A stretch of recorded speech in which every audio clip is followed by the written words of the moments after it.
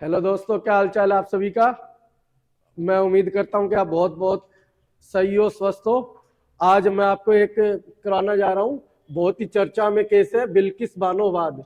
बिल्किस बानो का मामला है जो सुप्रीम कोर्ट में अभी एक फैसला आया था। उसमें सुप्रीम कोर्ट ने गुजरात सरकार को, वर्तमान की जो भूपेंद्र पटेल की सरकार है, उसको कड़ी आलोचना की, उसको फटकार लगाई है। तो उससे पहले मैं एक आपको शायरी सुनाता हूँ। शायरी से स्टार्ट करता हूँ। राहत इंदौरी एक मशहूर शायर है, उनकी एक पंक्ति है, बन के हादसा एक बाजार में आ जाएगा, जो नहीं होगा वो अखबार में आ जाएगा। चोर उचक्कों की करो कदर, चोर उचक्कों की करो कदर, ना जाने कब कौन सी सरकार में आ जाएगा। तो आज इसी से मैं आपको स्टार्ट करना चाह रहा हूँ, गुजरात दंगे और बिल्किस बानो मामला। तो सबसे पहले चर्चा में क्यों है? चर्चा में होने का सिर्फ एक वजह है कि जो बिल्किस बानो एक मुस्लिम महिला है। उनका 2002 के गुजरात दंगों के अंदर रेप हुआ था, सामूहिक रूप से रेप किया गया था। वो प्रेग्नेंट थी उस समय। तो उसके बाद जब उसकी सीबीआई जांच होती है मामले की, तो 11 लोगों को दोषी माना जाता है और उन एक कोर्ट के आदेश पे उन 11 लोगों को जेल में डाल दिया जाता है। बट अभी 2022 का जब गुजरात इलेक्शन होने वाला था, तो उस समय गुजरात सरकार एक आदेश निकालती है और उस आदेश के तहत उन 11 लोगों को रिहा कर देती है और बाहर निकाल देती है। जैसे ही वो आते हैं तो वो कहीं ना कहीं हमारी जो लोकतंत्र पे एक बहुत बड़ी चोट थी और एक न्याय व्यवस्था पे सवालिया निशान था। तो ये मामला जब वापस सुप्रीम कोर्ट में जाता है, तो सुप्रीम कोर्ट गुजरात सरकार को अभी 5-6 दिन पहले लताड़ लगाती है और वापस से उन 11 लोगों के लिए आदेश निकालती है कि उन 11 लोगों को 2 सप्ताह के अंदर अंदर जो जेल अधिकारी है उनके सामने अपने को सरेंडर करना पड़ेगा और वापस उनको जेल में डाला जाएगा। तो अब इसमें थोड़ा सा हम सीक्वेंस से देखते हैं पूरी पृष्ठभूमि और समझने की कोशिश करते हैं कि गुजरात दंगा आखिर है क्या।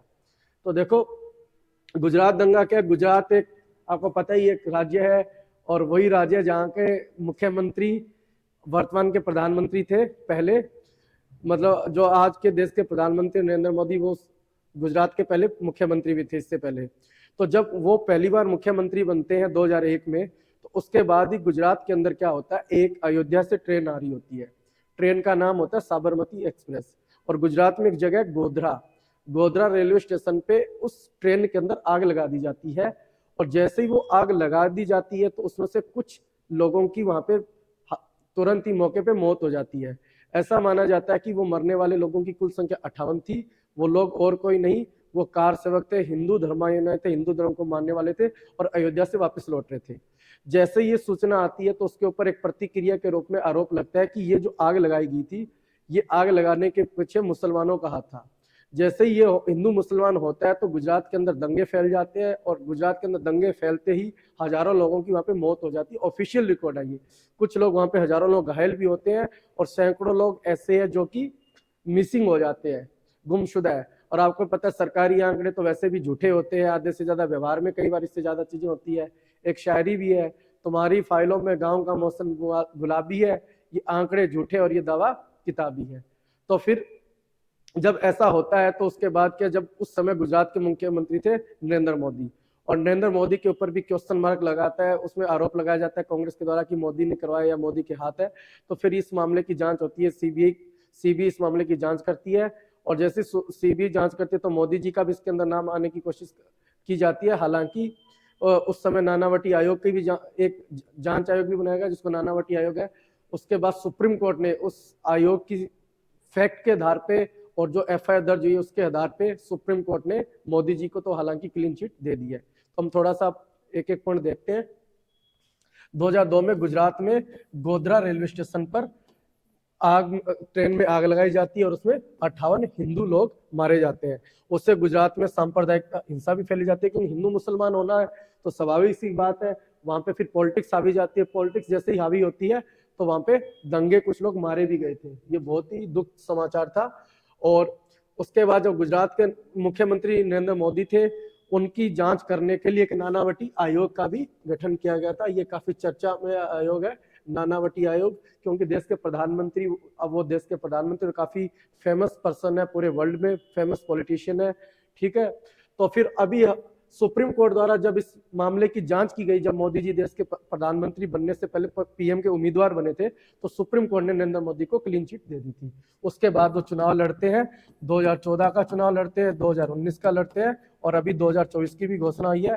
पहली बार पीएम बन चुके हैं, दूसरी बार बन चुके हैं, तीसरी बार भी 100% गारंटी है पीएम ही बनेंगे, क्योंकि जिस प्रकार से उनकी देश में हवा है। राम मंदिर का मामला, अभी राम मंदिर का लोकार्पण भी कर दिया है, और काफी उनके पास कहने को बातें हो गई अब तो। ठीक है, आगे अब देखो हम जो हमारा टॉपिक है, ये टॉपिक क्यों इंपॉर्टेंट है। एक तो भारतीय जो जीएस पेपर फर्स्ट है, इंडियन सोसाइटी, उसके अंदर ये इंपॉर्टेंट है। जीएस 2 में पॉलिटी हमारा सेक्शन है वहां पे, और प्री के लिए भी ये इंपॉर्टेंट है। तो देखो 2002 में गुजरात दंगे होते हैं। गुजरात दंगों के अंदर एक महिला होती है बिल्किस बानो। बिल्किस बानो का सामूहिक क्रूर, मतलब कि कुछ लोग मिल के उनका रेप करते हैं, और उस समय बिल्किस बानो क्या थी, गर्भवती महिला थी, प्रेग्नेंट थी, और उनकी एक 3 साल की बेटी भी थी, और उनके कुछ परिवार के सदस्य थे, 7 लोग थे टोटल, और दंगाइयों द्वारा उनको मार डाला गया था। ठीक है, उसके बाद इस मामले की जैसे ही मामला हाईलाइट होता है, तो राज्य सरकार पे लोग भरोसा नहीं करते हैं, क्योंकि राज्य सरकार पुलिस को मैनिपुलेट करके मामले को दबा सकती थी।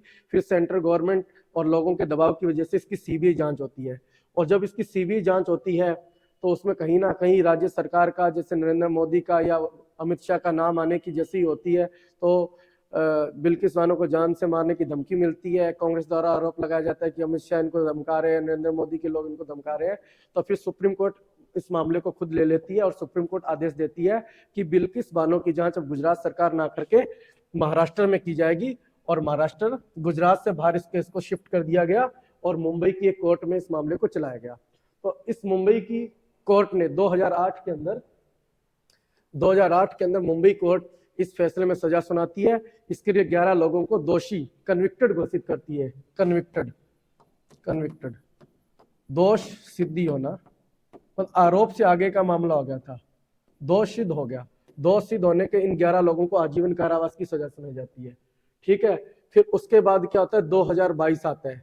2022 में गुजरात में चुनाव आने वाले थे। चुनाव के अंदर वापस हिंदू मुसलमान कार्ड खेलने के लिए गुजरात सरकार ने, बीजेपी सरकार ने, भूपेंद्र पटेल की सरकार ने इन 11 लोगों को मतलब कि माफी दे दी, या परिहार जिसको बोलते हैं, जिसके अंदर गवर्नर को आर्टिकल 161 में, मैं आगे बताऊंगा कि समाधान की शक्तियां, अनुच्छेद 161 के तहत राज्यपाल को समाधान की शक्तियां होती है। तो वापस इसका विरोध होता है 2024 में। सुप्रीम कोर्ट ये आदेश देती है। नंबर 1 बात तो ये है कि गुजरात सरकार को उसको अधिकार ही नहीं था कि उस मामले को मतलब खुद से ऐसे सॉर्ट आउट कर दे और 11 मामलों को ऐसे रिहा कर दे, क्योंकि जब मामला महाराष्ट्र का है तो महाराष्ट्र सरकार इससे कोई एक्शन ले सकती है। और दूसरा ये था कि गुजरात सरकार को सरासर बोला कि आप पूर्ण बहुमत सरकार में आए हो, आप इसका पूरा गलत सरकार का सत्ता का मिसयूज कर रहे हो। और तीसरा 11 लोगों को वापस ये बोला गया कि 2 हफ्ते के अंदर अंदर इनको सरेंडर करना होगा जेल अधिकारियों के सामने, और इनको वापस जेल डाला जाएगा। तो जो अब हम इसमें पॉलिटी में क्वेश्चन ये बन सकता है कि राज्यपाल ने जो समाधान दी है, क्या राज्यपाल ऐसा समाधान कर सकता है या नहीं कर सकता, या ऐसे ही वो कर देता है। तो इसके लिए पॉलिटी में साफ साफ मेंशन हमारे संविधान में एक अनुच्छेद 72 है और एक अनुच्छेद 161 है। अनुच्छेद 72 के तहत भारत का राष्ट्रपति समाधान कर सकता है, किसी भी क्रिमिनल को या किसी भी मामले में किसी भी सजा को माफ कर सकता है। और आर्टिकल 161 अनुच्छेद 161 के तहत राज्यपाल ऐसा कर सकते हैं, क्योंकि शक्ति तो राज्यपाल के पास है, ये तो संविधान में साफ साफ मेंशन है। बट ये नहीं है कि आप जहां आपका अधिकार क्षेत्र ही नहीं है वहां शक्तियों का प्रयोग नहीं कर सकते। जैसे गुजरात के राज्यपाल तो गुजरात के अधिकार क्षेत्र में आने वाली जगहों पे वो मतलब कि अपने अधिकार अनुच्छेद 161 का प्रयोग कर सकते हैं, ना कि महाराष्ट्र में आने वाले मामले में। महाराष्ट्र का कोई मामला तो महाराष्ट्र के गवर्नर कर सकते हैं, इसलिए कि सुप्रीम कोर्ट ने गुजरात सरकार को लताड़ भी लगाई है। और एक बात और ये स्पष्ट हो जाती है, जैसे ये गोधरा दंगा होता है 2002 में, हिंदू मुसलमान होता है, तो ये आरोप लगाया जाता है कि बीजेपी हिंदुओं का पक्ष ले रही है, हिंदुओं, और कांग्रेस पे आरोप लगाया जाता है कि मुसलमानों का पक्ष लेती है। तो फिर उसके बाद 2002 के बाद वापस भारत की जो राजनीति होती है वापस धर्म केंद्रित हो जाती है, धार्मिक मुद्दे यहाँ पे हावी हो जाते हैं और देश में सांप्रदायिकता फैल जाती है। ठीक है, आपने देखा होगा 2002 के 2012 में मुजफ्फरनगर में भी दंगे हुए थे जब यूपी के अंदर अखिलेश यादव सीएम थे। वापस अभी 2024 का चुनाव में राम मंदिर का मुद्दा वापस चर्चा में बन चुका है।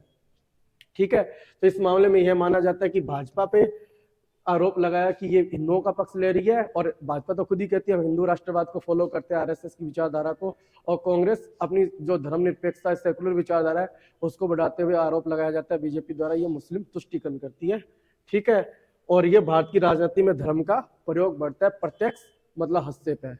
देखो, किसी भी देश के स्वस्थ लोकतंत्र के लिए, और भारत जैसे देश में जहाँ पे इतनी डाइवर्सिटी है और जो संविधान द्वारा चलने वाला देश है, तो वहाँ पे राजनीति में धर्म का हस्तक्षेप या धार्मिक मुद्दा बनना या सांप्रदायिकता होना बहुत बुरी खबर है देश के लिए। ठीक है, और दूसरी बात यह है कि कोई भी सरकार कितनी भी पावरफुल क्यों ना हो जाए, चाहे वो कांग्रेस की सरकार हो या बीजेपी की हो, वो धार्मिक देश नहीं घोषित कर सकती, नहीं बना सकती। साफ साफ इसका वजह सिर्फ ये कि भारत एक संविधान द्वारा चलने वाला देश है, और सुप्रीम कोर्ट ने 1994 में एसआर बोमई केस या एसआर बोमई वाद हिंदी में बोल सकते हो, इस मामले में एक सुप्रीम कोर्ट ने साफ साफ वर्डिक्ट में बोला है कि सेकुलरिज्म है जो देश का पंथ निरपेक्षता है, बेसिक स्ट्रक्चर ऑफ कॉन्स्टिट्यूशन है, संविधान का मूलभूत ढांचा है। इसे ना मोदी ना आगे कोई योगी आता है या कोई अजहर योगी है हिंदू राष्ट्र नहीं बना सकते। कुल मिला के बात सारी यही है, जो बिल्किस बानो वाद है, इसके अंदर हमारे लोकतंत्र पे, अपने राज्य सरकार की व्यवस्था पे सुप्रीम कोर्ट ने एक बहुत बड़ा प्रहार किया है। और जो हम सभी भारतीयों के लिए सीखने की बात है कि जो देश के अंदर जो न्याय व्यवस्था जिस प्रकार से, मतलब आप देखोगे कि एक गरीब आदमी को न्याय नहीं मिल पाता, अमीर उसका फायदा ले जाता है, तो उसका भी एक जीता जागता उदाहरण है। Thank you, bye bye.